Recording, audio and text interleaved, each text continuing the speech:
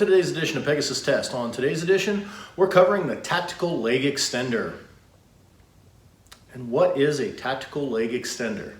Well, one, it's tactical, and that means it's cool because it says it in the name. If it says it's tactical, it must be cool, but I digress.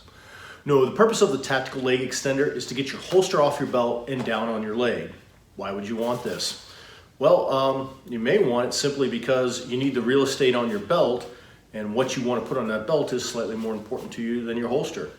It may make your draw stroke easier. But for whatever reason you want it, let's take a look at what this kit has to offer.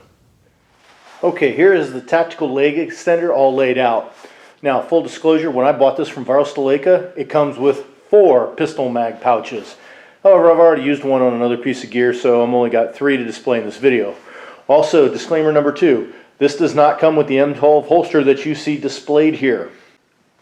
This tactical leg extender will be MOLLE compatible and also Alice compatible. Obviously, the M12 holster uses the Bianchi clip system, which was originally designed around the Alice system, but it works equally well with this tactical leg extender. And if you have a holster that has MOLLE that you want to use this with, it will fit on here just fine. Let's do a close-up of it and see about the relevant features. Okay, so first thing you'll notice is this big piece of Velcro that wraps around the body of the holster to help keep it from flapping while it's on your leg. Second thing you notice, you have a leg strap. That's because where this attaches on your belt and where it attaches on your leg is in one of your hinge points of your body. So you want it moving in sync. This helps keep it under control. It also helps on the draw. So if your holster is tight and when you pull up on it, the whole holster doesn't come out, the leg strap keeps it in. On the back side, as you can see, you have some MOLLE webbing and 2 straps. This is to weave in your MOLLE. This will also work with Alice, and we'll demonstrate that here later in the video. On the front, you have several MOLLE positions. I chose to put my holster in the lowest position just because that's how, with a rig I'm going to be using with this later this year, that's where the holster needs to be compatible. You have the option of mounting it higher should you so choose. Also, you have the ability to put one of those magazine pouches, or even 2, on this extender if you want to. I highly recommend against that. Seems like a good idea at the time, but trust me, in practice, it doesn't work. First question is, why would you want an extended drop leg holster? They're kind of out of vogue right now.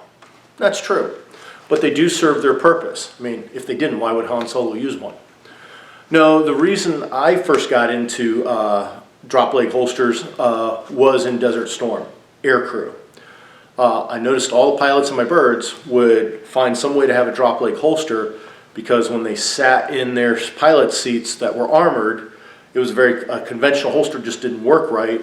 Our issued shoulder holsters didn't really play well with our aircrew vests, and you usually had to just mount it on there somehow, and the holster either prevented you from getting something on the vest, or you had your up against you and your vest over it, and it didn't make for a comfortable ride. So a lot of the pilots found that a loose-fitting drop leg holster would be great. They could sit in their seat and it would just flop over the side, yet be with them when they needed to have a sidearm outside the bird.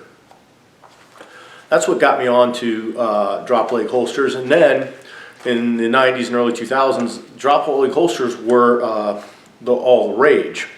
And so that's where the drop leg extender came from, because everybody wanted to be one of the cool kids. But they do have their practical uses.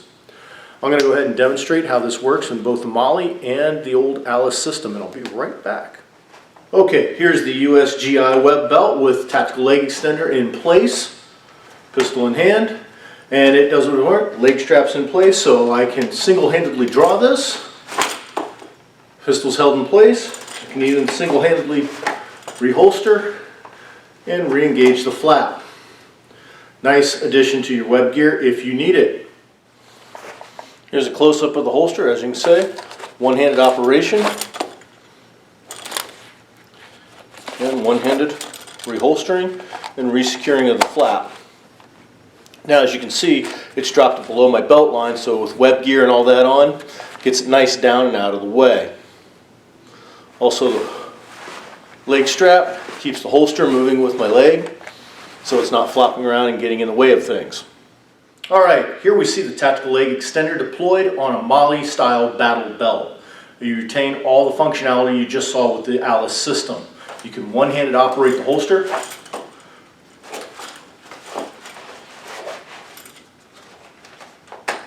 Just like you could with Alice. Nice solid mounting, gets the job done. Here, let's take a close-up look of it.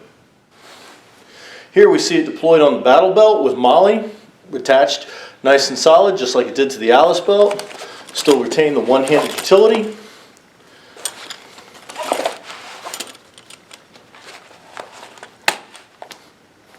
Works with Alice or Molly. Can't complain. We hope you found this review of the Tactical Leg Extender helpful and informative. Please comment, like, and subscribe, and tune in for future gear reviews.